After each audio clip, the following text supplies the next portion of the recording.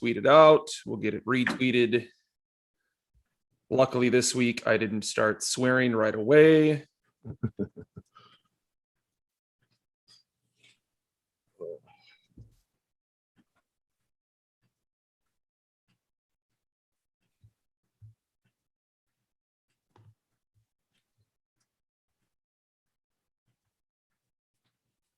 Morning, everybody. Welcome to the Titletown Lounge.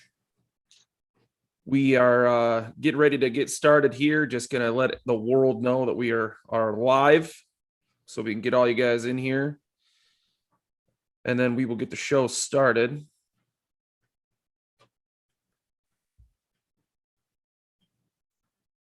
So in about 2 minutes, we'll start recording. Nate, first one in here. I love it, dude. Every week you are the first one in here. That's awesome of you. Thank you for joining us. He texted me too right before. He goes, "I'm going to beat your mom on it. I'm going to get first comment." He's awesome. That's my guy.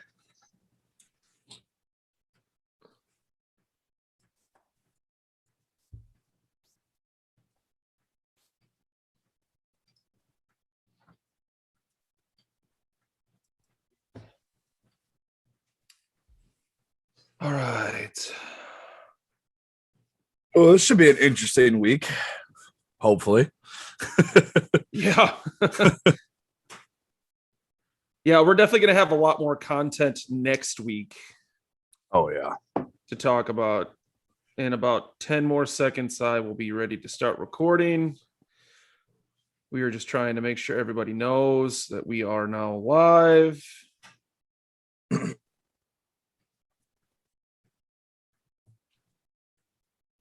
All right. I'm having a bad beard day, so guys, forgive me if I have a terrible show. You wasted. Noah drops comments, says before this thing gets serious, y'all are doing great. Really proud of you guys. Appreciate that. Thank you, bud. Thank you, bud. Appreciate it. Did I call him Nate earlier? I don't know. I didn't hear you. If you did. If I said Nate, I apologize. Noah. Thank you, though. I greatly appreciate that. Greatly appreciate that. All right. Let us begin. Let me pull up the ad read. Once again, welcome everybody who is here. Good morning, good morning, good morning. And we're going to get it going.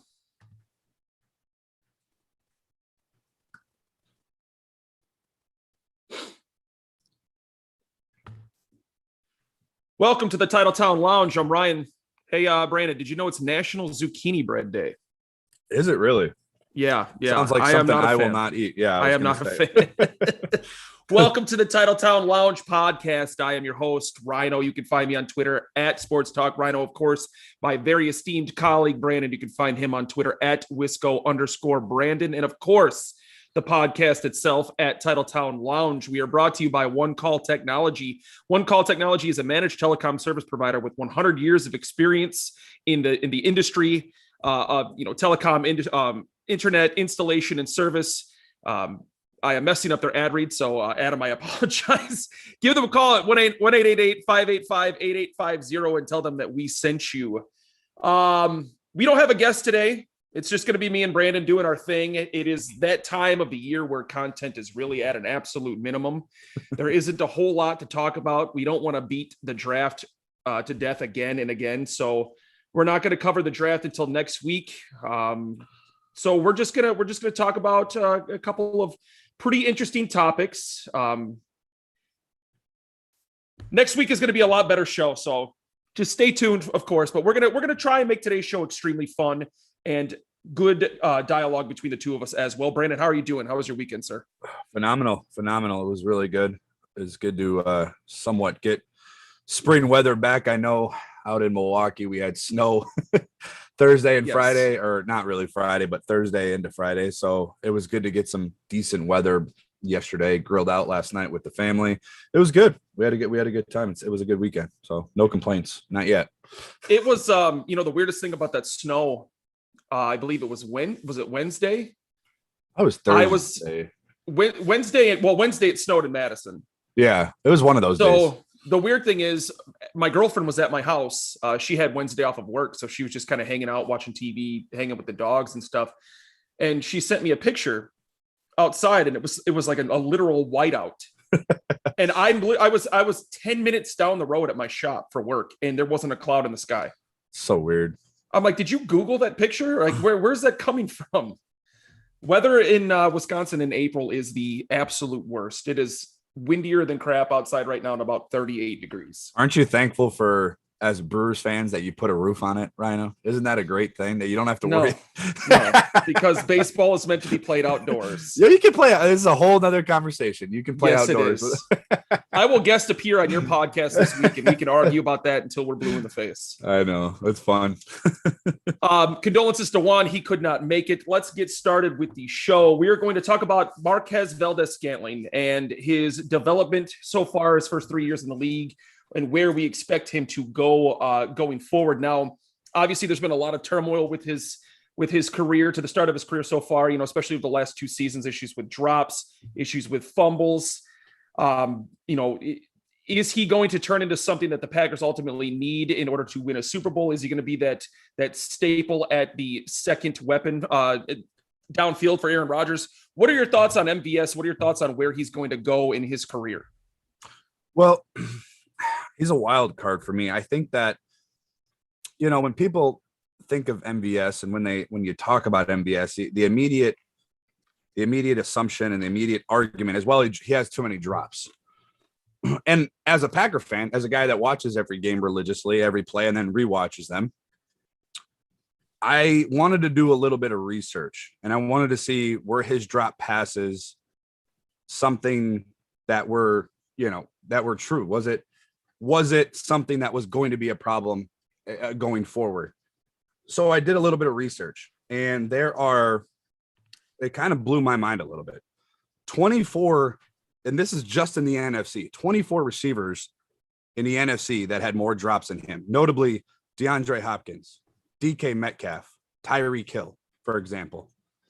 And so I kind of put it all together, and I looked at it. Okay. He was tied with Tyreek Hill for the most touchdowns over 50 yards last year at 5. Yep.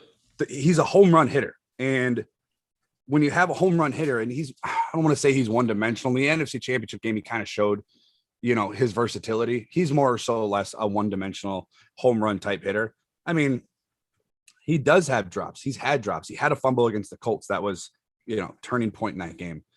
But I think it's all part of the learning curve for him. I think people forget Davante Adams led the league in drops in his second and third year. I mean, I remember local guys, national guys calling for Davante Adams to be cut. How stupid of a draft pick it was, the second round. And exactly. And at that moment, you weren't probably wrong. But I just wish that, he's a market. MVS is a 5th round draft pick, everybody. Like, he's not the 1st round draft pick. The Packers didn't trade up for him. I think, he had 63 targets last year, almost 40 receptions. He's had some drops. He had some big drops. People remember his drops because they remember him taking the lid off the defense and dropping a wide open or potentially wide open touchdown. So they remember those drops a little bit more. But I think that under this system, now he had career totals this year in his second year under Matt LaFleur in yards and touchdowns. So I think that as it goes on, as he gets more comfortable, and with MVS, we've kind of seen it. It's all about confidence. If you get him going early, and you maybe a bubble screen, maybe an end around, maybe a 5-yard hitch, something to get him just feeling good. I think that as the game goes on, he gets better and his confidence goes up. I mean, Rodgers loves him. And if Rodgers trusts you and he puts his faith and his trust in you, that says a lot. And I think that going forward, he is going to be a very important part of this offense.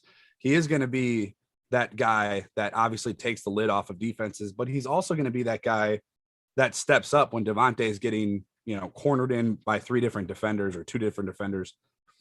So going forward, he's going to be in a very important piece to this offense. You could argue now it sounds stupid because you got Davante Adams and Aaron Jones and Aaron Rodgers, but you could make the argument that he's one of the more important pieces of that offense because as those guys, the defenses know about Davante, they know about Aaron Jones, they know what those two bring to the offense. They don't realize that 6'5", 6'4" frame, that 4.3 speed.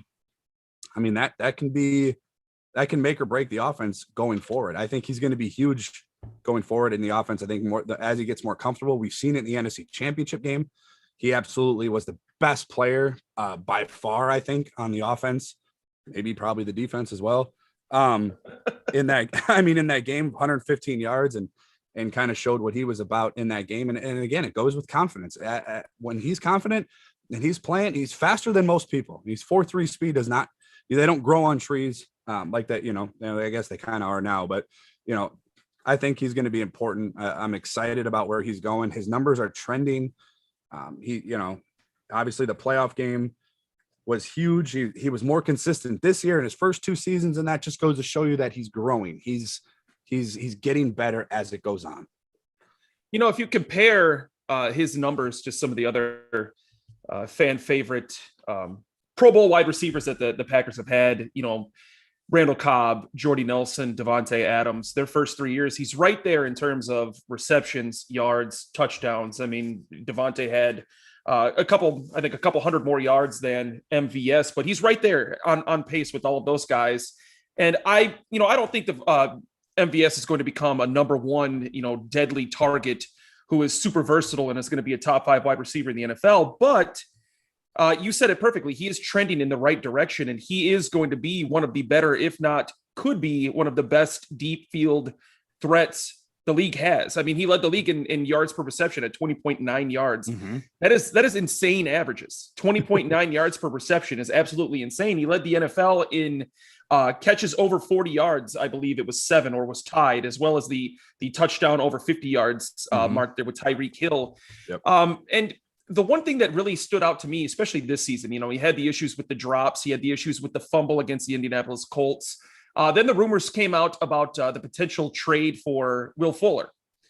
Will Fuller ultimately would have been MVS's replacement. He would have taken that deep threat role away from MVS. He would have been the guy that Rodgers was targeting downfield. And when the trade deadline came and gone, MVS responded to that perfectly. He went out and had 2 touchdowns against San Francisco on Thursday Night Football. The way he has stepped up to adversity this year, his confidence has been battered all season with the drops, the fumbles, everything. The way he responds each time, there was 4 or 5 games he had this year with 0 catches, 0 targets. And each time, there was twice later in the season, he responded with 80 plus yards and a touchdown. He did it against the Bears, and he did it, I believe, against was it Jacksonville? Might have been Jacksonville. Yeah, I can't remember the second. It was opponent, Jacksonville. He did do it twice, where he responded to a game with 0 production by having 80 yards and a touchdown. And you don't see that from a lot of guys. A lot of guys could go a game without a target, then all of a sudden they have a sour taste in their mouth, and they're acting like children, and they're not wanting to participate the way they should. They're not investing their heart the way that they should. MVS had every reason to be incredibly frustrated with himself and the team this year, and he never saw that. He never showed that on the field. Every time he stepped on the field, he gave 100%. He was there every single play. He gave his heart and soul on the field, and those intangibles, you can't teach that. You can't teach a guy how to be strong-willed, strong-minded. So I think that right there alone is enough of a confidence boost for me to see that he's going to continue to strive and continue to work to get better at his craft. And I believe in MVS enough to say that he could potentially be the X factor in 2021 for them winning the Super Bowl. If he takes that next step as the solid number 2 option in Green Bay for Aaron Rodgers, if he takes that next step in 2021, their offense could actually be better than it was last year. That's how important MVS is to this Green Bay Packers team. So I do expect him to have that next step this upcoming season. I do expect him to have big numbers. I mean, I could see 11 or 1,200 yards out of him and double digit touchdowns is the ceiling that I could see for him. So yeah, he's definitely that X factor. He's definitely going to be the solid number 2 this year, I think. Speaking of touchdowns, and you kind of led into it perfectly, as I also did a little bit of research because I wanted to see where he stacked up. Now, he had 6 touchdowns last year, and obviously, Devontae had 18. I mean, it's not like the Packers were lacking in touchdowns. So I did a little bit of research, and some notable receivers that MVS either had the same amount of touchdowns or more and a couple of these receivers, I think everybody will probably recognize: DeAndre Hopkins, Allen Robinson, Mike Evans, Amari Cooper. MVS had more touchdowns or the same amount of touchdowns as those guys. And now, people will argue, Allen Robinson doesn't have a quarterback and maybe Amari Cooper's, didn't have a quarterback, but MVS is all these guys that I just named are the number one receiver. They're the ones. MVS, that's the thing that people got to realize. And Packer fans jump on Twitter and they jump on the dark web and they yell because he made a big drop pass or he has a fumble in the game. People forget in that same game when he had a fumble, he also caught a 3rd and 10, 40-yard catch for a first down in double coverage to get him into that. To get him to that field goal. I mean, I understand that the drops are there, and I think as it goes on, as he develops more confidence, I mean, keep in mind he's also working every day with the best receiver in football, arguably one of the best receivers in football, in Davante Adams. I think as he matures, I mean, he's only going into his 4th year, guys. Like, I understand, Green Bay believes in him, and that's what matters because they didn't draft they didn't draft a receiver last year for a reason. They didn't draft a receiver at all. Not even, I mean, we all know what happened in the first round. They went 2nd, 3rd, 4th, 5th, and 6th and 7th round and did not take a receiver. That shows you that they believe in this guy. They believe in the guys like MVS, Allen Lazard. They are not the number one receivers. They are not going to be the number one receivers. They are there to complement Davante Adams and take the pressure off of him at times. And I think you nailed it on the head, Rhino. When next year, going into 2021, he will be an important piece to a team that has Super Bowl aspirations. Yeah, absolutely. Absolutely. If he does take that step forward into the next tier as the solid number 2, where he is, because 2020, he bounced around between the number 2 option, the number 3 option with Allen Lazard, sometimes not even an option at all in games that we saw where he didn't even have a target. If he takes that next step in 2021 and becomes that number 2 solid receiver, where it is expected of him to be the number 2 every single game, you will see an even better offense out of Green Bay.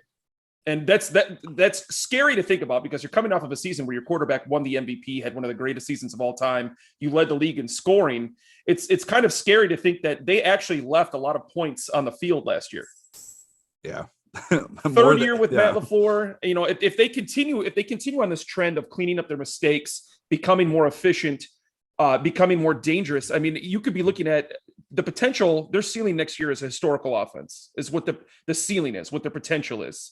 Now, obviously, you have to deal with the issue of losing Corey Linsley and losing Jamal Williams. I don't think Jamal Williams is nearly as important as people make it out to be, but losing Corey Linsley, your all-pro center, that is a significant hit. So as long as the Packers can make sure that their O-line is solidified, there's no reason to believe that this offense is going to take any step backwards, except for outside of the potential of an injury, of course. But there's no reason to think that this offense is going to go backwards at all in the slightest bit. No, I completely agree with you. And I think that, no disrespect to Corey Linsley, but I think filling that center position will be, the easier out of the offensive line goes.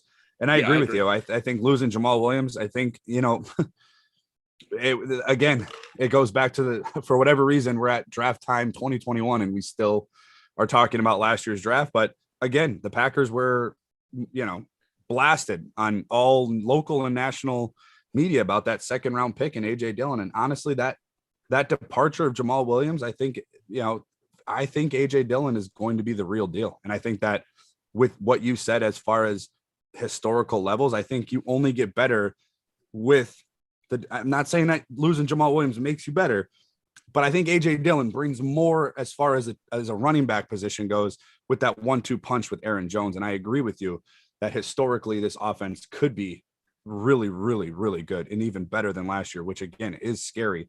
Obviously, year 1 to year 2 was a historic jump for Matt LaFleur. I can only imagine what a year 3 in this offense is with these guys of Aaron Rodgers and Aaron Jones and Davante Adams. What AJ Dillon brings to the running back stable that neither Jamal Williams or Aaron Jones is capable of is a gritty, get in the trenches and rough some people up style of running. He's got that Derrick Henry, Jerome Bettis, just pound the rock and run people over kind of mentality and physicality. So I actually think their running game is going to be a little bit more dynamic in 2021 than it was in 2020. Aaron Jones, obviously a top 3 running back in the league. AJ Dillon now comes in and brings a completely different style of running that you have not seen with Green Bay before with Jamal Williams. I mean, Jamal Williams was a very serviceable backup running back, and he had some great games, great plays. And he's a fan favorite, so everyone loves him. I'm not trying to speak poorly about him in the slightest bit, but AJ Dillon provides something that Jamal Williams is not capable of. I think that their ceiling for their running game, just their running game, their ceiling is top 3 in the NFL. Yeah, absolutely.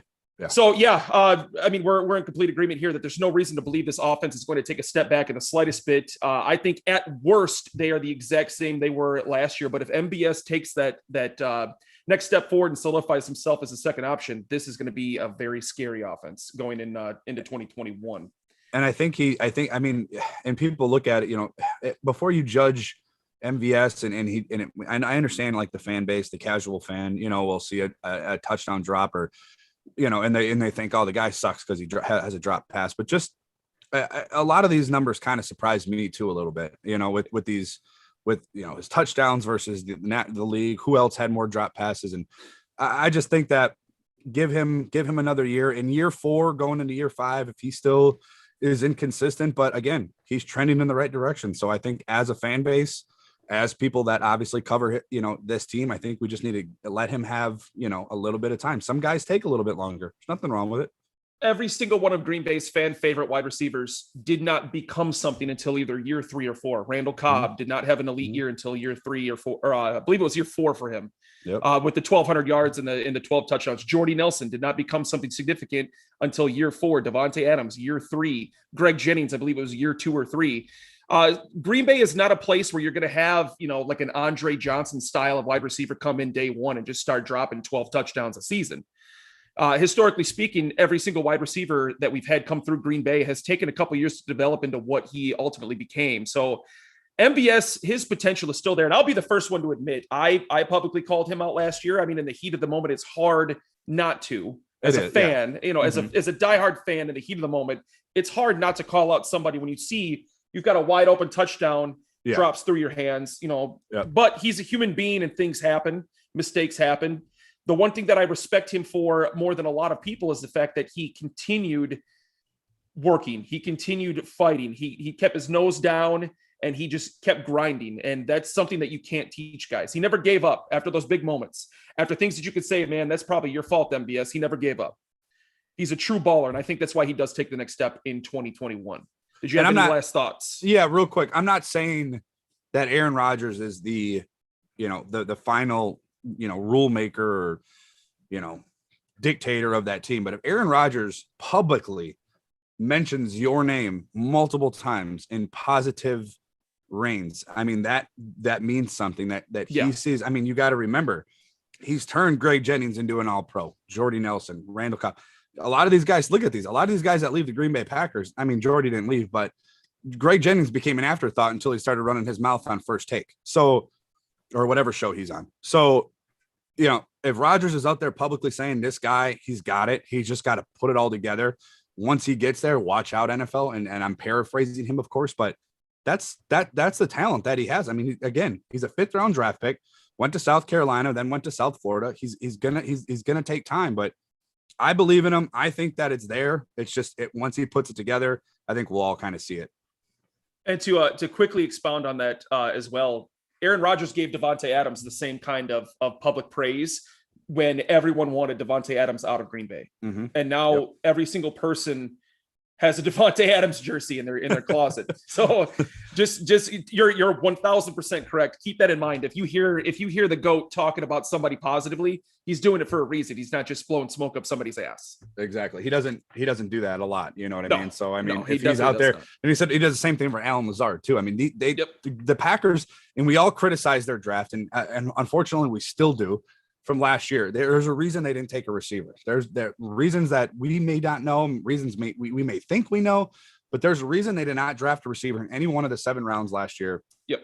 They trust these guys. They believe in these guys. They believe in Big Bobby Tunyon. I mean, they're fine offensively as far as the receivers goes. I wanted Justin Jefferson last year. I think most people wanted a receiver last year, but I think that what they have in these guys, I think going forward with the LaFleur system, they fit perfectly. They just complement each other. All three of them, Devontae to Lazard to MVS, they're all different. Yeah. Devontae's one of the best. Lazard's a possession type receiver. MVS takes the lid off of him, off of a defense. They're all different. And I think last year, Devontae Adams wasn't the only person on offense. They had historically great offense as a whole unit, not just Devontae Adams. Yeah, 100% agree. And I definitely look forward to seeing what MVS is going to do in year 4 with the Green Bay Packers. Moving on to our next topic of discussion.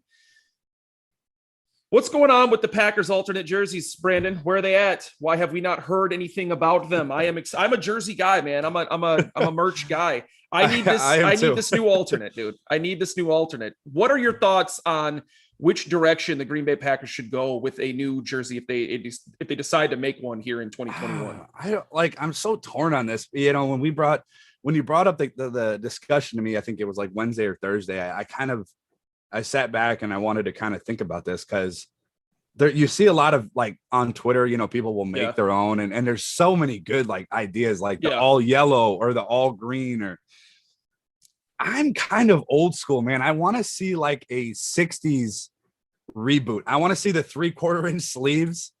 Oh, olds. Okay. All right. I'm thinking like when you think the Green Bay Packers, you know, obviously, you know, if you're a casual fan, you think of Aaron Rodgers and all the drama that always follows. But as a real fan, we think of Bart Starr, Vince Lombardi, Ray Nitschke, Jerry Kramer, yada, yada, yada. I'm an old school guy. I love the 60s era as my favorite era in Packers football. I want to see, now I know they went with the old, like the blue and gold or whatever, the navy blue. I want to see like a 3/4 inch sleeve on the quarter. I mean, they probably won't because it's 2021, but I don't know. I kind of want to see an old school throwback where it's just straight old school, like ugly as hell, like that matte yellow helmet that, you know, that the Packers wore, the gray face mask. Yeah, like, I want to see a completely throwback jersey. I mean, it's exciting thing to talk about. It's for whatever reason, I don't know what they're waiting on. I think everybody's pretty much, hasn't most teams already announced their jerseys? I think Tampa Bay, or not Tampa Bay, Cincinnati. Cincinnati got new uniforms. New England did something small with their uniforms. I don't believe it was anything significant. You know, when you look at the timeline of jerseys and the timeline of color schemes with Green Bay, it's actually kind of weird to think they didn't incorporate green and gold in their color structure for almost 15 years into their franchise. It was 1935 that they finally introduced the green and gold.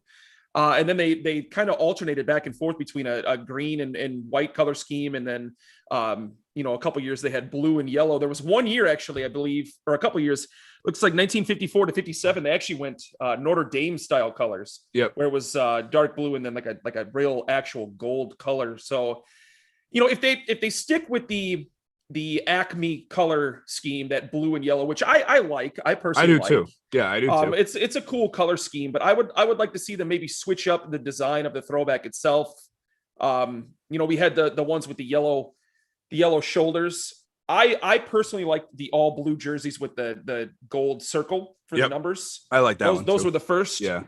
I kind of like those more than anything, but I mean, they're really limited on options because there's not a whole lot of jerseys that I even think would be regulation nowadays. You know, they had the one that said, that's what I mean. Acme Packers. Yeah. They did have for a couple of years an all yellow with a blue circle in the middle. So kind of like a reverse structure of what that first throwback was about 8-9 years ago. But I am more along the lines of instead of going the direction of a throwback, let's do something to the current color scheme and current jersey scheme that they have right now. Now, obviously, never, ever, ever change the Packers jersey.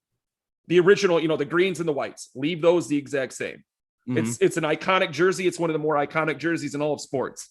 But, you know, if we're going to do a true alternate, let's get weird with it. Let's do like an all green color scheme where you've got green pants, green jersey, even green helmet with a yellow G on the side of it, perhaps.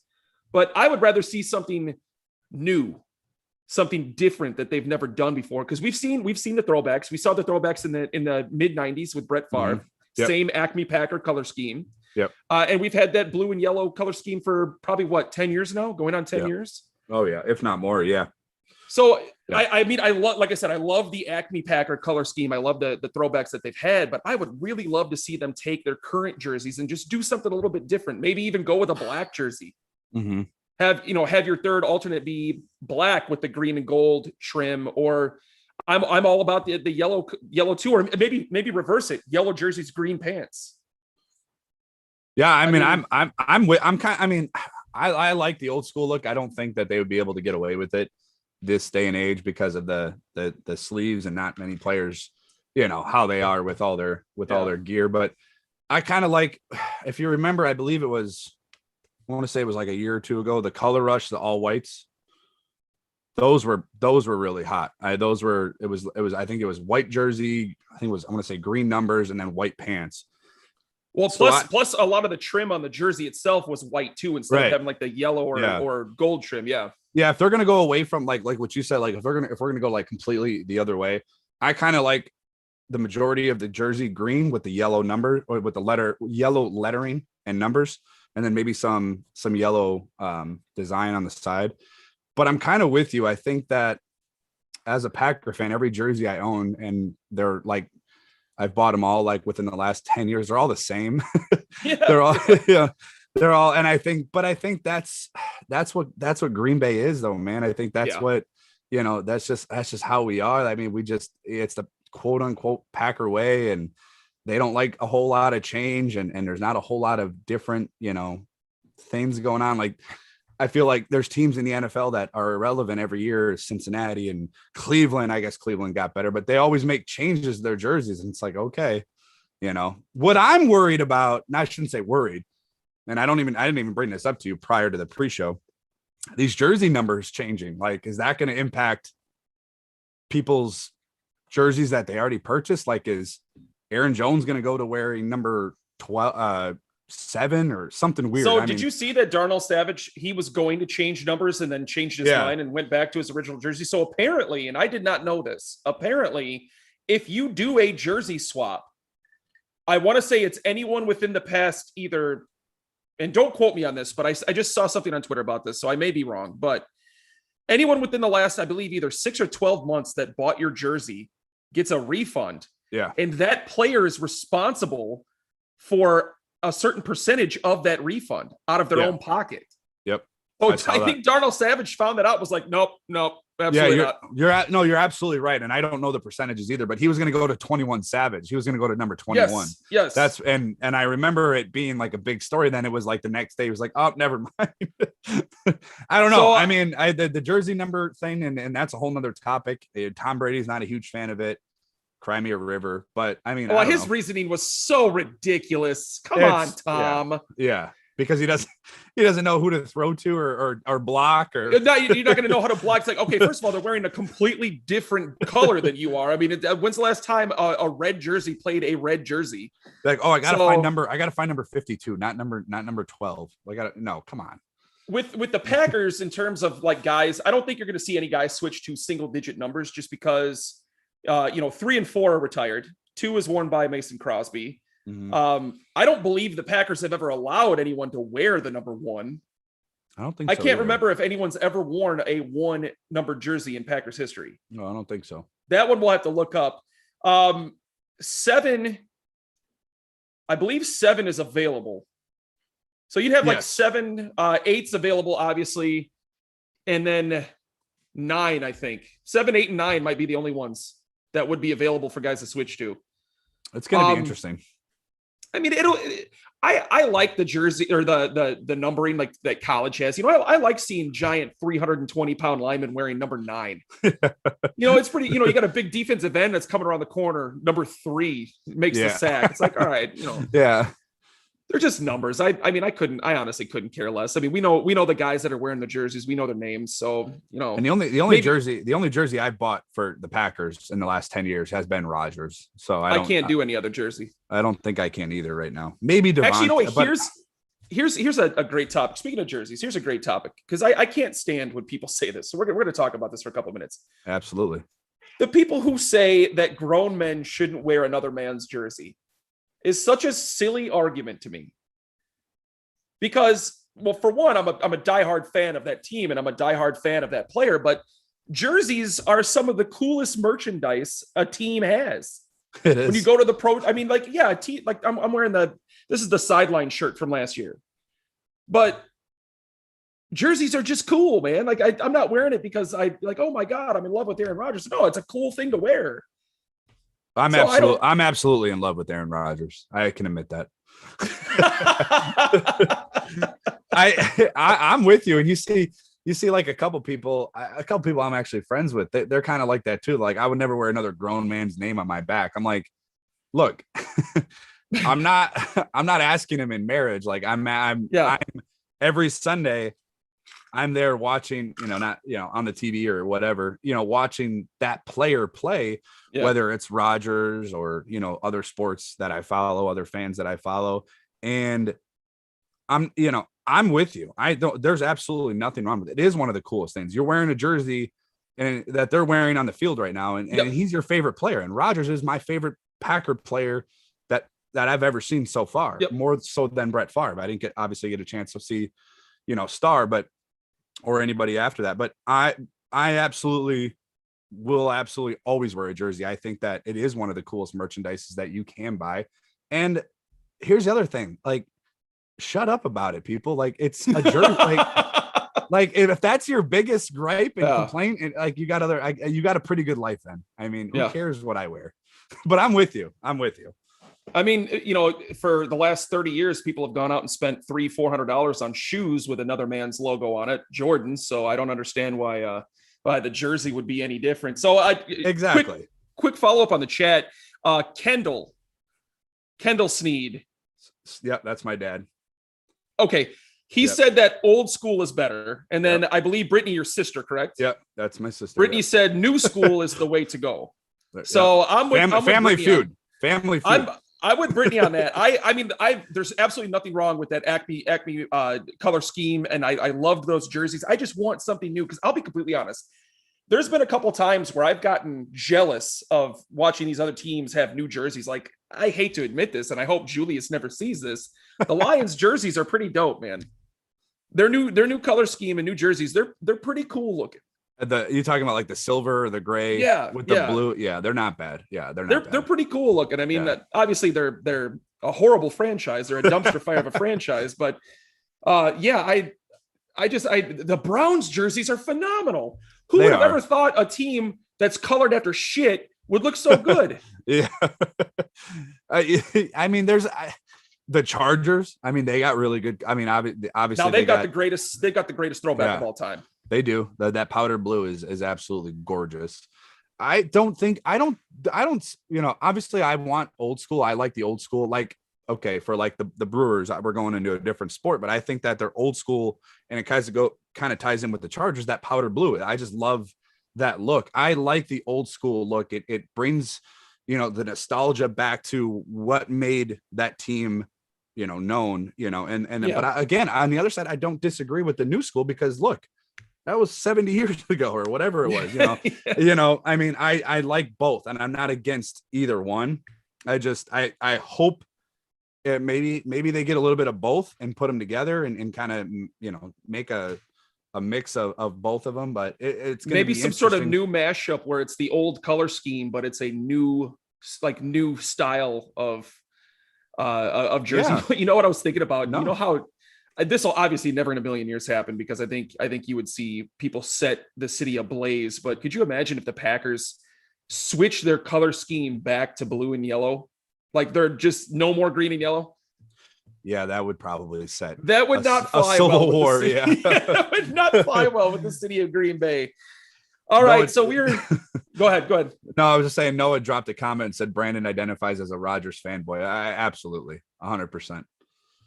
He also said that we should trade for Michael Thomas. No, thanks.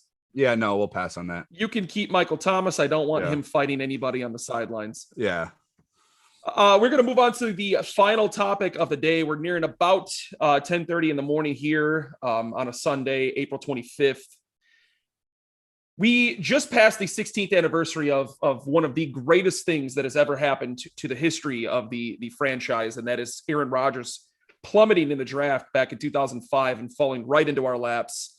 Took him at I believe it was the 24th overall pick in the first round of the 2005 draft. So we're going to discuss his legacy. We're going to discuss what he has meant to this franchise and his path to becoming one of the greatest quarterbacks of all time. I personally remember when they took Aaron Rodgers because I liked watching Cal back in the day. This was even before Rodgers became their starter because I have family that lives out probably about an hour north of Berkeley. And I like the Cal Bears colors and stuff like that. I always have a couple college teams that I'll just watch just to root for, and So I actually remember watching him play, and I remember watching him in that long. You remember that long throw competition where he invited the girl over to watch movies with the TV That was slick. One of the smoothest lines of all time. I do remember that. But so I remember when they drafted him, I was like, okay, he could have some potential, and I don't know if he'll ever play, but he could have some potential. But one of the things that I look back on now, where the franchise was at the time, there was really a lull in Green Bay. They had the 4-12 record in 2004 or 2005. They had the 8-8 record in 2006.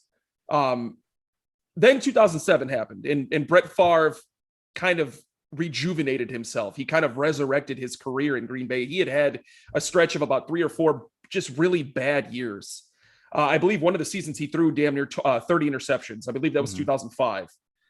So then he resurrects his career and has, arguably the second or third best season of his entire career. Yep. And you thought for sure that he was coming back in 2008. You thought for sure he was going to be back.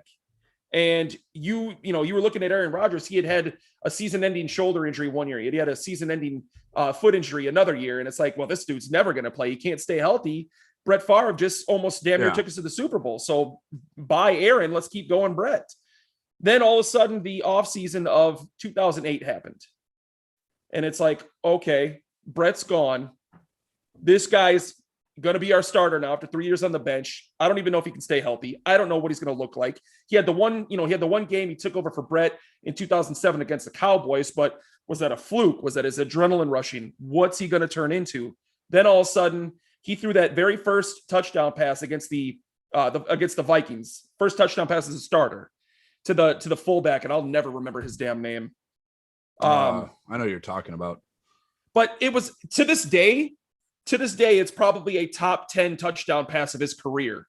He's moving to his left, spins around, throws off balance, and literally the ball took a path across his body just like that. Yep. And both of his feet were off the ground. Was it Corey Hall? Yes, I believe it was. It was one of the other fullbacks. It wasn't John Kuhn, obviously. It was one of the other fullbacks. Yeah, I want to say it was Corey. I think it's Corey Hall. But he threw that first touchdown pass, and I just remember like my jaw dropped watching the TV. I'm like, what? Like, how is that even possible? Now, obviously, the 2008 season was one to forget. They went 6-10. They really weren't competitive at all. But I mean, it did not take him long to establish himself as one of the league's best. I mean, 2009, he's right there. 30 touchdown passes, only 8 interceptions, 4,300 yards. They've got an 11-5 record. They probably could have gone to the Super Bowl in his second year as a starter. They had the face mask fumble against Arizona in the playoffs that year. But I mean, he came in and established dominance right away. Yeah. No, absolutely. So it was something that was incredible to see. But I mean, what do you remember from the beginning of the Rodgers era? I remember exactly. So weird. I remember exactly where I was when I watched that draft. And obviously, Brett Favre, I was born, credit to my mom and dad. I didn't have a choice. You're born into being a Packer fan. You don't have another option, which is perfectly great. But I remember Brett Favre made me fall in love with the Packers. I liked football, but Brett Favre, helped me fall in love with football. And I remember, and especially the Packers. And I remember watching that. I remember where I was in my room, and I was just like, I was, 14, I think 15, something like that. And I remember sitting there thinking, like, again, it takes us to last year.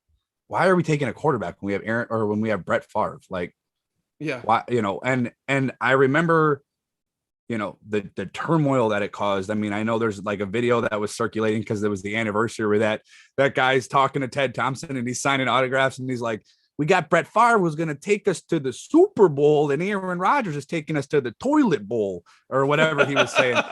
And but again, like it goes, last week we had a good show with Bart Winkler of 1250 The Fan, and the topic was, does the draft and develop philosophy work? And if Aaron Rodgers isn't the prime and perfect example of the draft and develop philosophy. Now, I had a Twitter conversation with a guy, I believe he was a Bears fan, I can't remember off the top of my head, but he was like, I wonder what Aaron Rodgers would be like if he didn't sit behind Favre. Well, that's why you draft a quarterback when you don't need one. Yep. Not defending the Jordan Love pick right now. I'm not defending it.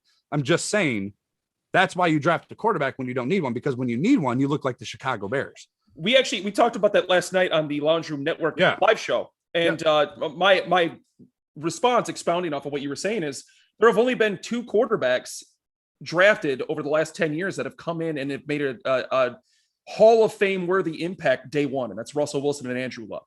Mm-hmm. Every other quarterback that started day one has not been the greatest. Now, Justin Herbert obviously has time to, expand on that and maybe become the third one, but every other quarterback that started right away has not been a Hall of Fame worthy quarterback. Patrick Mahomes sat for a year and now look, he's on his way to being one of the greatest ever. So you're 1,000% correct in saying that. Yeah. And I'm not, I didn't want the Jordan Love pick. I'm not defending it. All I'm saying is, we're in a generation and we can, blame Amazon that as soon as we order something online, we want it at our door. We want immediate results. When the Packers drafted last year, people wanted somebody that was going to get on the field and completely ignore that they had the best offense last year.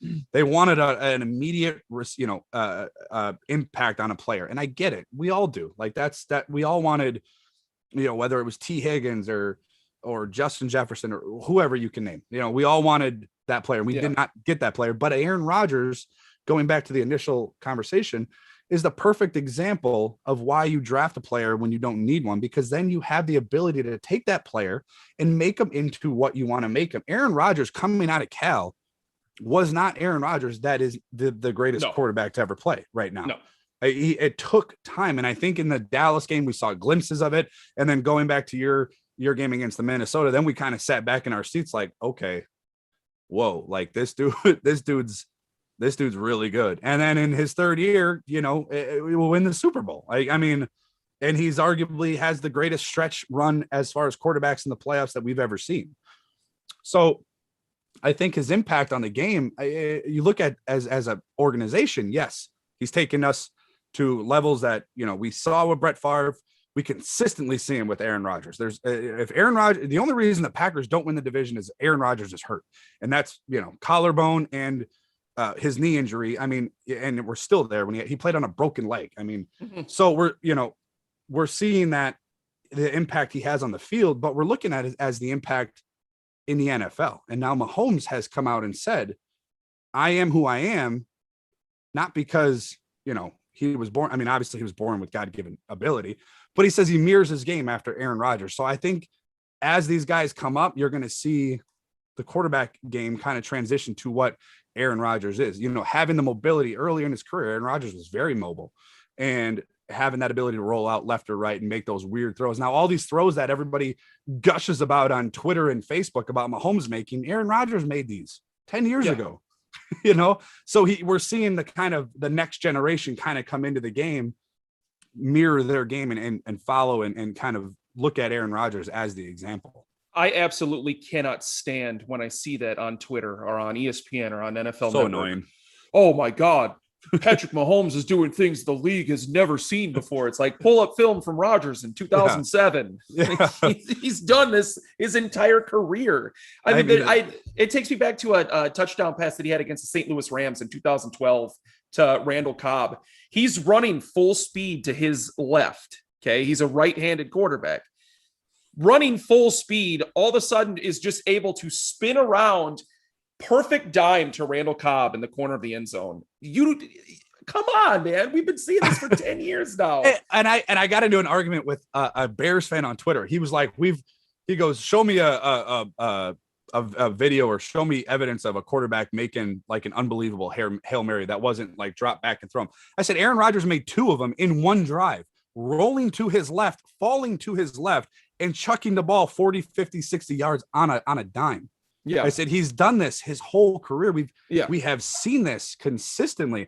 And Juan drops in the comments, said it's not a Packers podcast if you don't bring up the Bears. We don't Juan, sorry you couldn't make it today. I get it. But so again, like I'm a Rodgers defender. Like I'll fight anybody and argue who's who. But we prior to Mahomes coming into who he is, and again, Mahomes is making throws that are great. Credit to him. Yeah. But we've seen these throws prior to this era. We have not seen a quarterback in the NFL like Aaron Rodgers. The consistency. No, the consistency. No, your sister just posted the greatest question. Is Aaron Rodgers better? She's no longer my sister. If you got to ask that question, you're no longer my sister. Yes, I think after last year, I think the season that Rodgers had last year solidified that he is still the best in the league. He is still the number one guy in the league. Man, your sister just, I love that question, dude. I absolutely love that. It's a great question. It's a great question. And keep in mind too, and I'm sorry to cut you off. Patrick Mahomes is riddled with talent. Like let's not take anything away from him. But my God, if your third option is Tyreek Hill or Travis Kelce, I think it's not really all that difficult to, not saying I can do it, but as a professional quarterback, he's got plenty of talent around him. Now, when it comes to Mahomes, yes, I think the best way to describe Mahomes right now is Aaron Rodgers 2.0.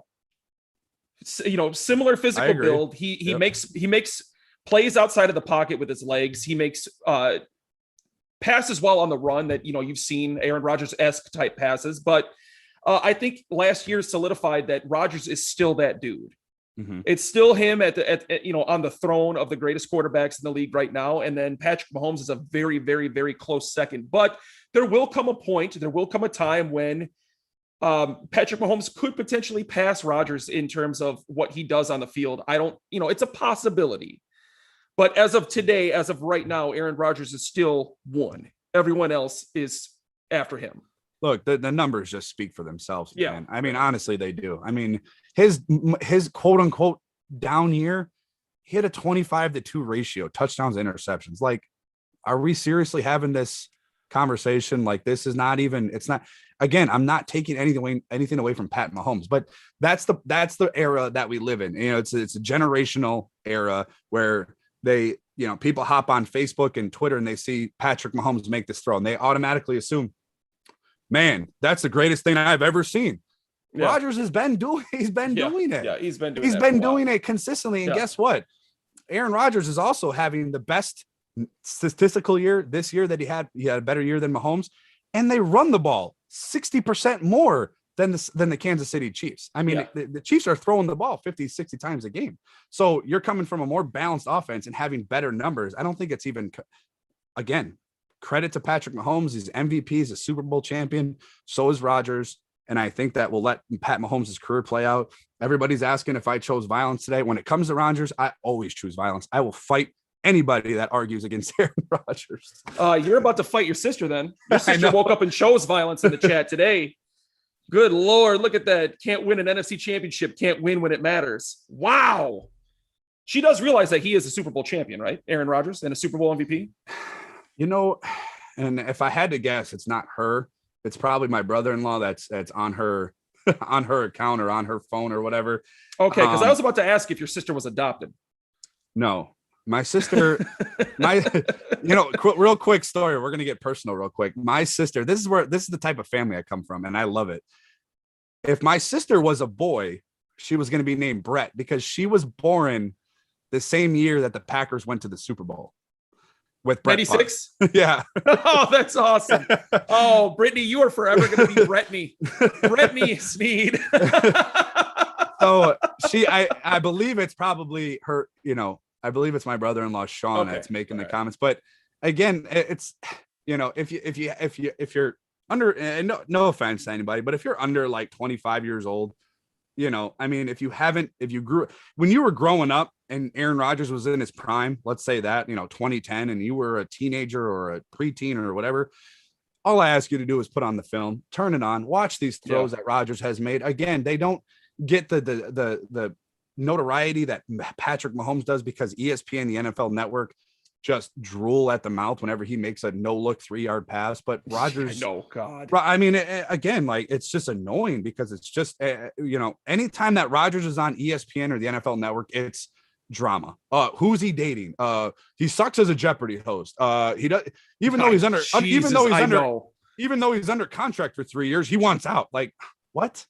Like, that's all you ever see about Rodgers. Do you guys have anything else to talk about other than this shit? And you're 100% right. Patrick Mahomes gets embarrassed in the Super Bowl and you don't hear a lick about anything, nothing, but you're still talking about the NFC Championship game. I mean, come on. Another person that has made some insane throws, I'm going to tell you this right now. I'm not going to name the name yet because you might even guess it before I get halfway through what I'm about to say. But if this person played in today's NFL, he may almost get the notoriety over Mahomes that Mahomes gets right now, and that's Brett Favre. Mm-hmm. If Brett Favre played in today's NFL, social media would lose their mind with some of the stuff that he's done before. I mean, I remember it was the game, it was the NFC divisional game against the Seahawks in 2007. It was that game that Ryan Grant had fumbled a couple times, and then they came back and started smashing the Seahawks. But do you remember when he was stumbling he was running towards the sideline, started stumbling. He looked like he was about to fall, and underhand shovel passed to Donald Lee for a first down. Mm-hmm. I do remember that. If that was something that happened in today's NFL, that would be posted on every single Twitter page that exists. And that's perfect. You're absolutely right. And another one is people would lose their mind, and because he doesn't have 10 Super Bowls, is Dan Marino. Yeah. Like, if people really got to watch Dan Marino in this age that we're in, offensively, coming from an offensive mindset, they would be like, this is another, like you're saying, another amazing quarterback. And real quick, before I go over to their house and fight him, my brother-in-law says Pat Mahomes has the same accomplishments as Rodgers, but he's only been in the league for 4 years. What accomplishments? They have the same amount of Super Bowls, right? Okay. Actually, they accomplished literally the exact same thing in their first 4 years in the league: an MVP, right. Super Bowl, and Super Bowl exactly. MVP. And if we're talking, you can come talk to me in 20 years when he has the numbers that Rodgers has in the touchdown to interception ratio. That will never. He has a 4-to-1 touchdown to interception career ratio. It's never going to be touched. That's and actually, never be touched. Mahomes had 16 dropped interceptions in 2020 alone. 16. Yep. And I'm curious too about this. I mean, we're getting really feisty. I love this show. This is fun. Yeah, this is awesome. Yeah. I'm really curious. Andy Reid's not going to be around forever. So I'm curious to see where that offense goes, after he leaves, because right now he's got it. It's a match made in heaven for that whole team, offensively speaking. I think that, it fits Mahomes perfectly. And again, it's going to come down to how they ever got around to paying all these guys is amazing. I think the cap is obviously made up because you'd be able to keep the guy. I mean, they made a big trade this week, but they lost half their offensive line. I know they regained some of that back this week, but they're adding more cap. Like, where do these dollars come from? Because we don't have them. I have no idea. David Bakhtiari made a comment, and this is why I always think the cap is BS, because he made a comment. He was on a radio station, a Milwaukee sports radio station, and he said if a team wants a player, they'll get him. They'll be able to figure it out cap wise. So I don't know.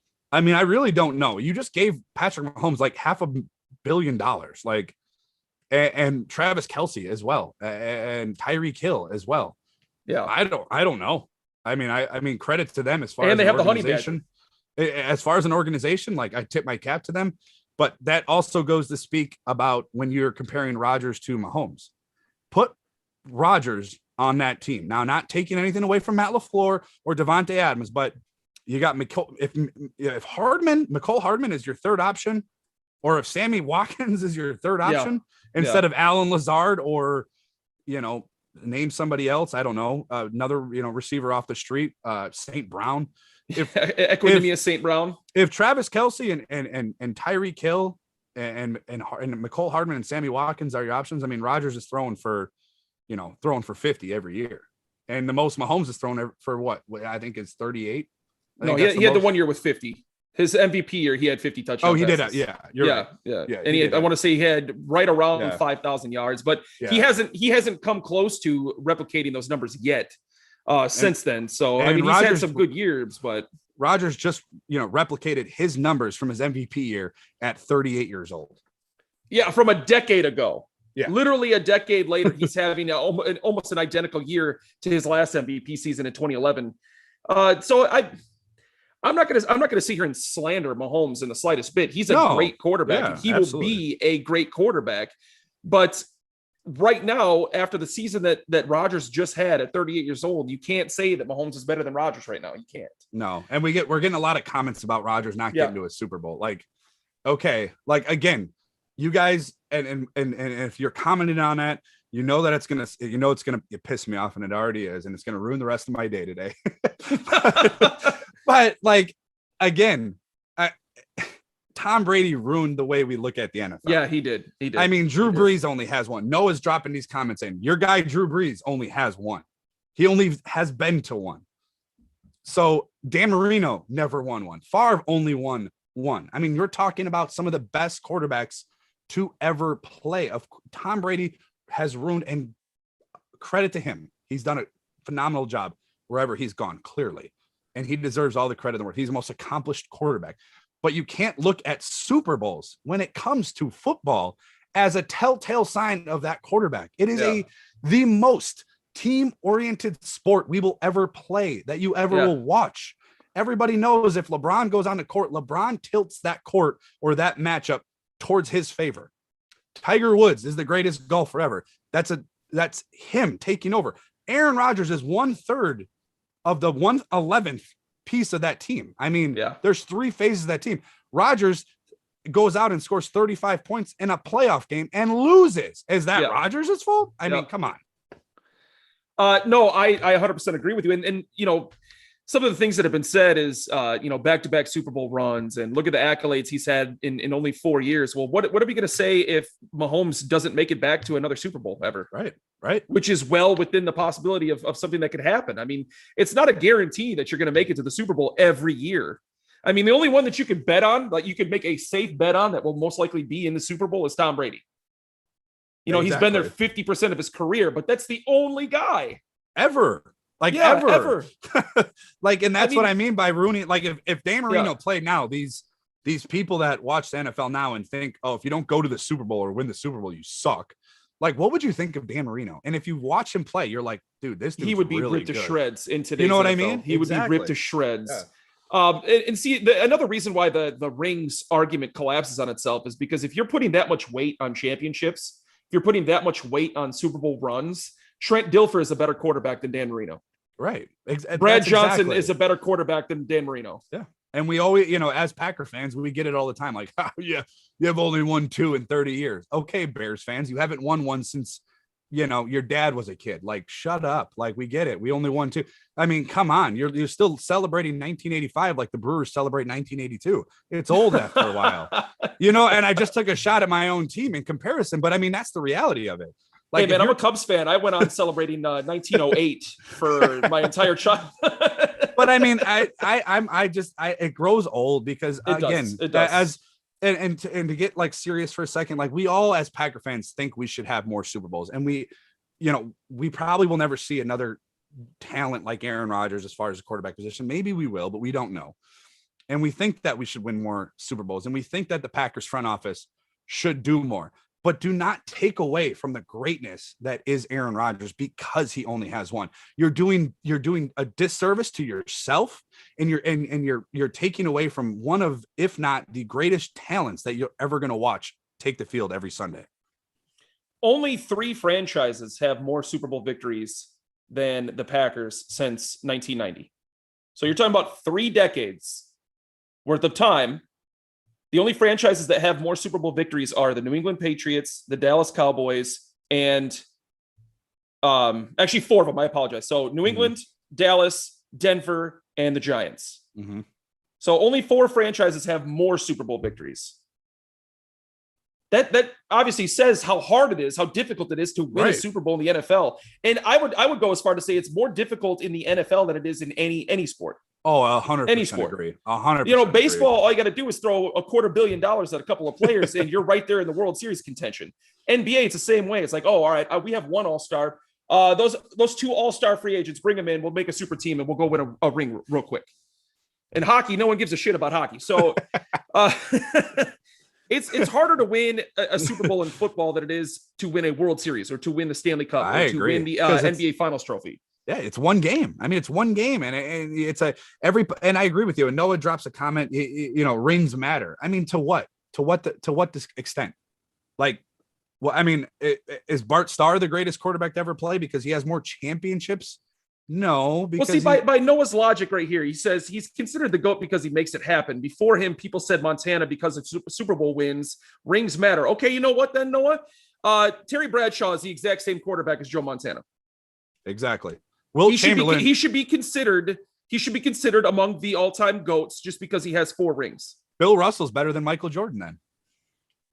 But come on, like we're putting this on where you guys are bringing rings into it and making it an argument towards somebody's greatness. Like I think rings do matter to a certain extent, but it's not like Rodgers doesn't have a ring, you guys. Your sister Brittany just made a comment. Rings matter because if Rodgers had more, he would be top 3. But without the rings, it's hard to be in that conversation. He is a top 3. He's got a ring. He's top 3 all time right now. Yeah, no one. Absolutely. I mean, how could you argue against that? Absolutely. The ring, but that's what we're in, man. Because that's Tom Brady has 7, so it's like, well, if you ain't got like 4 or 5, you can't sit at this table. Rings matter, but people put too much stock into that argument. It's the most team sport ever. Like, yes, you put too much stock into. Yes, rings obviously matter. I mean, no one's going to make the conversation that Trent Dilfer is actually better than Dan Marino. No one's going to make that comparison. But if you're talking about, let's say, Troy Aikman versus Aaron Rodgers, is Troy Aikman a better quarterback because he has 3 championships? Exactly. No one in their right mind would ever say that Troy Aikman was a better quarterback than Aaron Rodgers. Not one single person. I agree, and the reason I say Rodgers is better than anybody is yes, if you want to compare championships, he doesn't have 7. He has 1. He's been to multiple NFC championship games, but he plays one position. And although he plays the most important position on the field, when he scores 35 points, he can't help if his defense gives up 42. I mean, what is he supposed to do? Go out there and make a sack? Go out there and make an interception? No. My God, you guys, like we forget what the game of football is. Like, I know it's been a long time since January and February since we watched the game, but if I'm not mistaken, Tom Brady in his first 4 Super Bowls in New England had a top 5 defense. Top 5 defense. He had a top 10 defense in New England. I think it was 13 out of 18 seasons. He had exactly. A top 10 defense. Like, are we? He also won. They won those games. First off, the Tuck rule BS, but Adam Vinatieri kicked those game-winning field goals in those Super Bowls. Does that mean? What does that mean? Does that mean? Oh, well, Brady got him there. Well, the defense also made the stops when they had to make the stops. They made the interceptions. They caused the turnovers. I don't like the argument of range. I don't, and I understand why people do because it's the generic thing to do. If you're uneducated with football, you go to the rings because it's the one thing that Tom Brady has 7 rings, but you don't dive into it and figure out, okay, why does he have those rings? Why doesn't Rodgers have those rings? Has Rodgers made plays or not made plays when he should have? Absolutely. But guess what? So has Brady, and then got bailed out. People forget on his way to winning the Super Bowl this year, he had 3 interceptions in the NFC Championship game in the second half. His defense got him back off the field. So drop the rings argument, come at me with a new argument, and then we will have a conversation. Now I'm mad. This is exactly why the rings argument does not hold as much water, because if you look at that NFC Championship game and you compare the 2 teams that were on the field that day, Aaron Rodgers had to play 100% perfect football. He had to. He had no choice. They were not going to win that game if he did not play 100% perfect football. He played about 90% perfect football. Meanwhile, Tom Brady had a complete shit game because he didn't have to be perfect.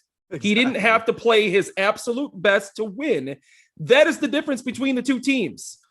When you Absolutely. have a guy that you have to expect to be 100% on point every single snap in order to win, you're not going to make it to multiple Super Bowls. Tom Brady is successful because he didn't have to be that guy every play. He had Absolutely. a defense to rely on. He had good special teams, the greatest coach the NFL has ever seen. And go ahead. I'm sorry.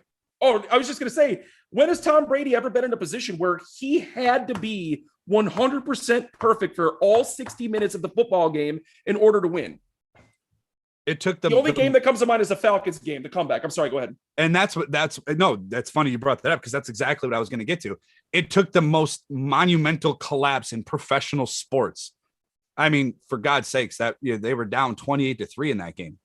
I mean, a game again, they not taking away. We can nitpick his Super Bowls. Seattle should have won. Yeah. Atlanta should have won, and they didn't, and they won. And credit to Tom Brady and the New England Patriots. But again, in that NFC Championship game, when you pull out the numbers, look at the tape, watch the game. Tom Brady had 3 straight possessions. Almost 4 going into the halftime, he almost threw an interception, which should have been caught by Will Redmond. Almost 4 interceptions, had 3 straight possessions in an NFC Championship game. Everybody wants to get on the comments and be like, "Oh, Rodgers in the NFC Championship game, LOL, ha ha ha." Okay, Brady threw 3 straight interceptions in 3 straight possessions in the NFC Championship game. Why did he win that game? Why? Because his defense turned the ball around and gave it right back to him. And credit to that defense. It's a team sport. Do not come at me with the rings argument. It's old. No, rings matter nowhere near as much as what their on the field accomplishments are. Nowhere near as, I mean, I don't know. We can sit here. It's a whole nother show. Yeah, it's a whole 4-hour show. And thank you for everybody, tuning in and dropping the comments. Yes. Now I'm fired up. I'll probably yell at my kids today for no reason. So, man, it was fun though. I appreciate everybody dropping. Everybody knows. They know what ticks. They know what your trigger points are. Yeah. Brittany knows what your trigger points are. Clearly. And then about the LeBron and Jordan argument, like we're not even. We don't even have the time, dude. We'll be here for the next 4 hours. We don't have the time. By the way, I do think LeBron is better than Jordan. So anyways, we're going to wrap up the show. We're going to wrap the show up. Thank you guys so much for tuning in today. This was a great show. You could always find us on Twitter at Sports Talk Rhino, at Wisco_Brandon, and of course the podcast at Titletown Lounge. We are going to end the recording portion. We'll stay on for just a couple more minutes to bullshit with you guys. So for those listening in the future, thank you for listening and tune in next week. All right. So we are just live now. No more recording. Brittany got up and goddamn chose violence today. What the hell is going on? Yeah, and then we missed Juan's comment. Juan goes, "Looks like I was able to make it after all." Dude, Chicago Bear fans they just get under my skin. I don't know why I let them get under my skin, but they just the comments they make and the comparisons that they bring up, and I'm just Who like, is your sister's team? Oh, my sister's a Packer fan. It's my brother-in-law that's used. Well, no, there was one comment in there where she put Brittany in parentheses, so it may have been her this whole time. Oh wait, yeah, you're right. Let me. Yeah. Oh yeah, there you go. Back-to-back Super Bowl runs. It's been a decade for Rodgers.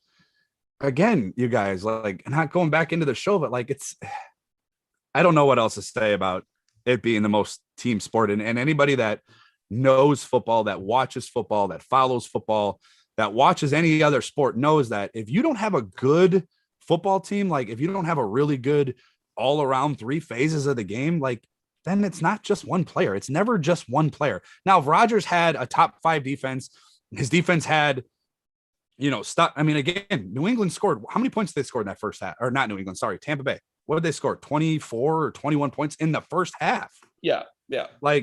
Again, it puts all the pressure on Rodgers, and then Brady just go out there and throw ducks and then ends up winning the game. And even though his numbers were just atrocious, one thing that a lot of people don't take into account too is how much luck truly goes into an NFL season. Totally agree. And we talked about this on the show. I believe it was last week where I made the case that 2020's team was head and shoulders better than 2010's team. Yep. Agree. In 2010, a lot of Packer fans forget this, and I love reminding them of this. If it wasn't for Deshaun Jackson returning a last-second punt against the Giants, we don't even make the playoffs. Yep. We're the 7th seed. Yeah. We're the 7th seed. Yeah. And then we go on a tear once we got in. But, you look at 2014, Brandon Bostic cost us a trip to the Super Bowl.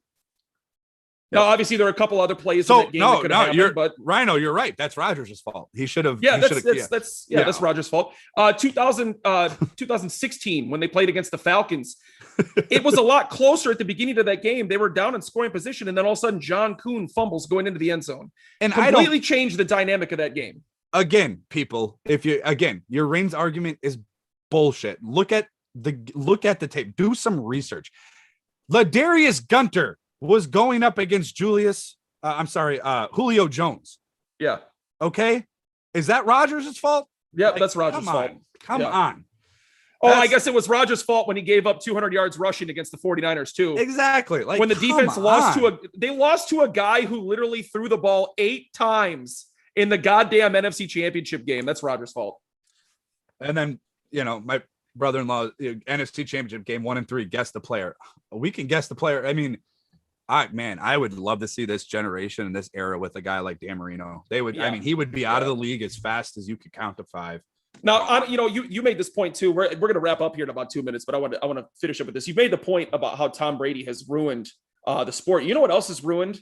Talking about sports is Twitter. Oh, absolutely. Yeah. Twitter has absolutely, because people hide behind a keyboard. They don't want to present you with facts. They don't want to present you with a solid argument. All of a sudden they'll just post Rodgers sucks. And then you'll never see this person again the rest of your life. Yeah. So it's impossible to have a genuine conversation with somebody in 144 characters when their face hides behind an avatar. But yeah, it's impossible to talk sports with people because they put so much stock into the silliest of things. Oh, my team won the championship this year. Oh, cool. Well, cool, man. And now everybody's Tampa Bay fans. They were the laughing stock of the NFL for the last decade. And Sean, my brother-in-law, drops a comment and says, what's the solution to get us a ring? There is no solution. That's what's great about the game of football is that, again, what Rhino said earlier, 2010, and you hit it the nail on the head. Luck. It takes a lot. Tom Brady had 3 interceptions, bro, in the second half of that game, and they still went to the Super Bowl. And then they get to the Super Bowl, and Kansas City doesn't have 2 of their starting tackles. Come on. It's not Tom Brady, you guys. I credit to him. He's made the drives. He's made the throws. He's won. But it also has a lot of luck into it. A lot. Russell Wilson hands the ball off to Marshawn Lynch at the 1-yard line. Tom Brady doesn't win. If Atlanta kicks a field goal instead of throwing the interception or the sack fumble against Atlanta, they don't win that game. There's a lot of things that go into it. It's not just one player. He's probably 3 or 4 plays away from losing 5 Super Bowls. Right. Charles Woodson, Tuck rule. They would have never have been there. Yeah. A lot of people don't realize that too, is they were a couple plays away from losing. I mean, he could have won a couple more Super Bowls, but he also very easily could have lost a couple more Super Bowls. So he gets the credit he deserves and then some. And it's because of the foul argument of putting so much stock in championships. There are so many more factors that go into a championship that you just will never see talked about. And that's why I don't like the argument. Yeah. And then you get a comment saying, is Tom Brady the luckiest man on earth? Well, he's not the luckiest man on earth, but he's one of the luckiest players that has ever played the NFL. He's also one of the most talented and, accomplished. Yeah. But there's a lot. I mean, I just ask people, don't just pop up Wikipedia, on your smart device and be like, well, he has 7 rings. Yeah, he's better because Rodgers only has 1. So 7's more than 1. Don't dig into it a little bit more. Try a little bit harder. Do a little bit more research. Watch the game a little bit more. Understand why. I do this argument when people talk about Emmitt Smith versus Barry Sanders. First of all, if you tell me that Emmitt Smith was a better running back than Barry Sanders, we are probably not even going to finish that conversation. I agree. I'm with you. But the argument that I use is, imagine if Barry Sanders ran behind the offensive line, Emmitt Smith ran behind. That historically speaking, one of the greatest offensive lines the game has ever seen in the 90s. The kind of offensive line that you could drive a Winnebago through. Meanwhile, Barry Sanders is running behind guys that blocked in the McDonald's All-American game, 15 years before that, and that's all they ever accomplished in their life. You know, he's running behind guys that played at Saginaw State. And he's amassing some of the greatest numbers of all time. It's opportunity and scenario in the NFL. You put Barry Sanders in a Dallas Cowboys uniform, he probably has 25,000 career rushing yards. Yep. 100%. Now, I want anybody watching in the chat right now to answer me this question and be completely honest. You put Aaron Rodgers in a New England Patriots uniform, how many rings does he win? Yep. You mean to tell me he's only got one ring? Aaron Rodgers doesn't win multiple rings in New England? It's a generic argument. And that's what I again, put Dan Marino on that 90s Dallas Cowboys team. Do you think that he doesn't have any? No, you guys. It's a team game. It's a team sport, the most team-oriented professional sport that we have outside of your brother-in-law just actually validated my point, and I don't think he realizes that he did that. He says it's not luck. The man went to a different franchise and won a ring there. Yes, he did, but look at what Tampa Bay did for him.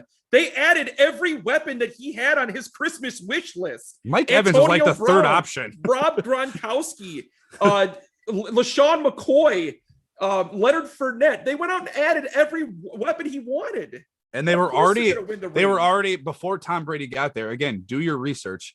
Before Tom Brady got there, they were already a top 10 defense. They were already a top 10 defense. And prior to him, they had a top 10 offense too. I mean, the only problem that they had in 2019 was Jameis Winston throwing 30 interceptions. Exactly.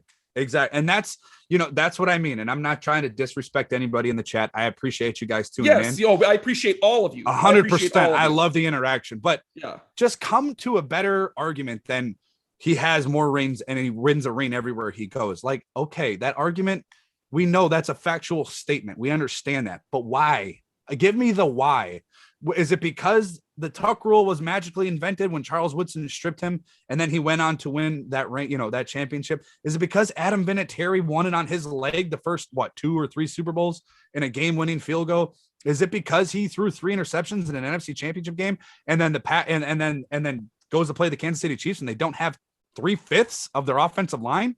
That's luck, you guys. That's the game. It's breaks. Breaks happen for everybody. Breaks happen more for some people than others. But I can tell you this: Aaron Rodgers on Tampa Bay last year, they still win a Super Bowl. Aaron Rodgers on New England's roster throughout the middle 2000s, he wins more Super Bowls. It's opportunity. Luck is what got Aaron Rodgers his one Super It I will admit that right now. Yeah, if it weren't for lucky breaks, he would have never won a ring. Yeah, you're 100% right. And that's why I say, and I don't mean Tom Brady ruined football, but he ruined the way we look at players because everybody, we come from a lazy generation where people don't really do the whole, the research that they should. They turn on Skip Bayless and they're like, Skip, he's on TV. He said Brady's the best. I got to go with that because that's what he said. No, man, that's, again, you got to look at it, look at the numbers a little bit, look at the reasons why these guys are where they are. Not because Tom Brady, he's won 53rd of a team. Like there's so many other factors into that game. Again, just look at the NFC Championship game. I hate to beat a dead horse, but he threw 3 straight interceptions. I mean, come on.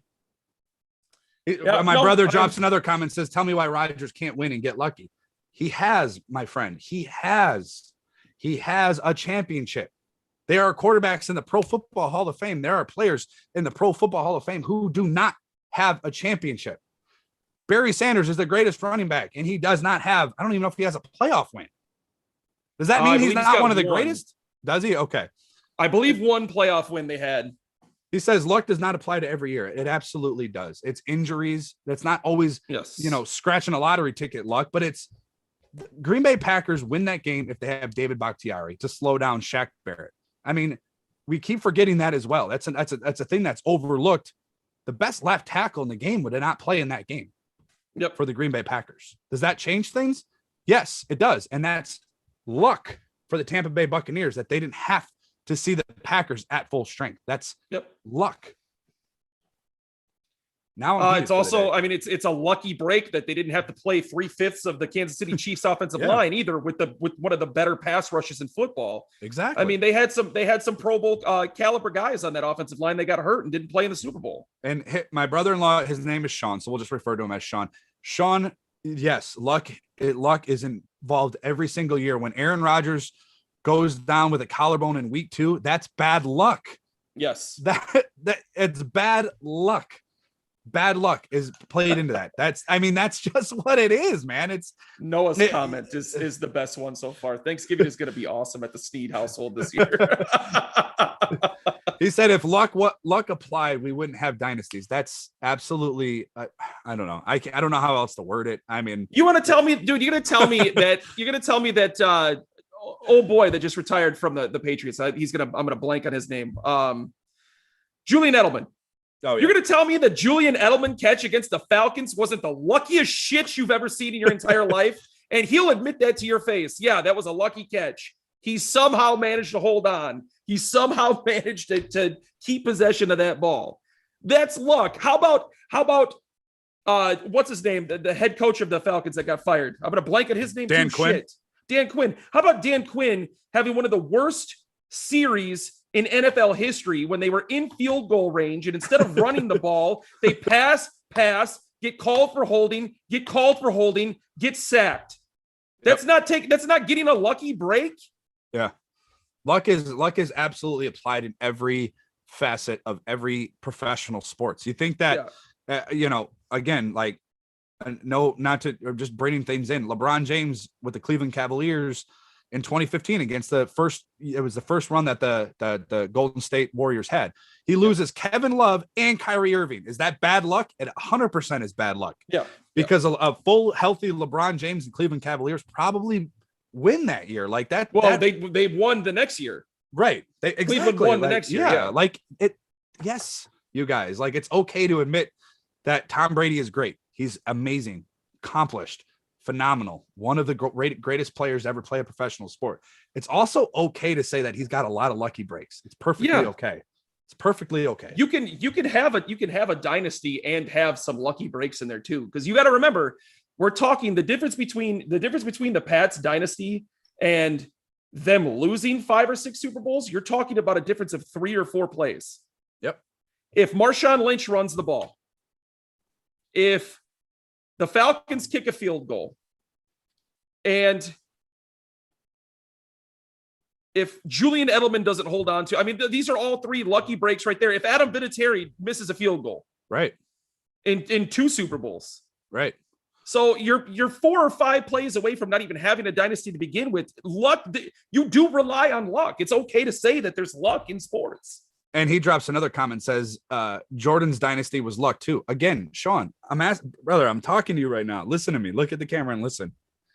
Basketball and football are 1,000% different. Michael Jordan plays offense and defense. Okay. We're talking about a completely different game. There's 5 players on a court at one time. Okay. Football is 100% different. First off, it's a physical sport. Okay. Yep. Number 2, there's 3 total phases to the game: offense, defense, special teams. Basketball is not comparable to football as far as a team sport. Michael Jordan, LeBron James, Kobe Bryant, they can take over a game offensively and defensively.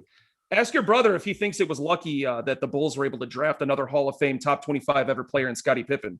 Exactly. They didn't catch a lucky break on that. They didn't catch a lucky break by getting Michael Jordan. Really? Yeah. Yeah. Luck is involved in everything, dude.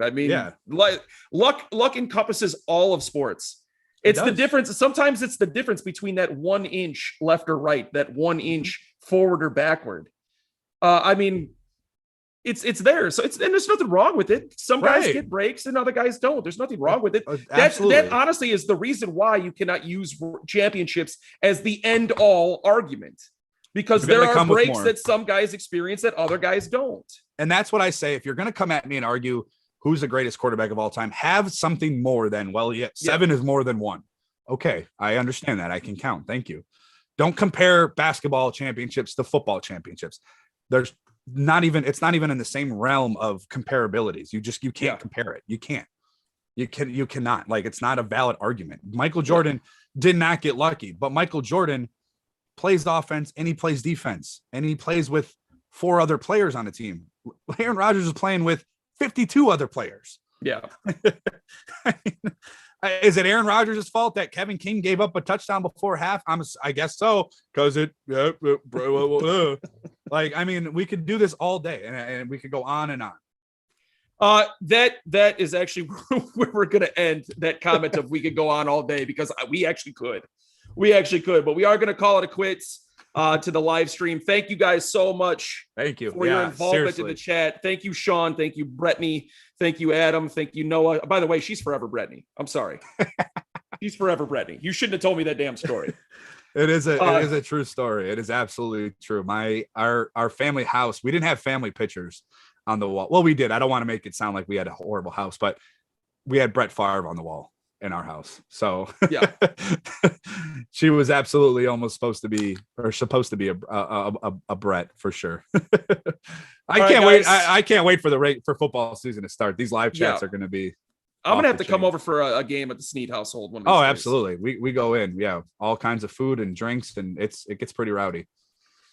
All right, guys. Thank you so much for tuning in. Make sure you catch us next week. We greatly appreciate it. I'm going to end the live stream. So give me 1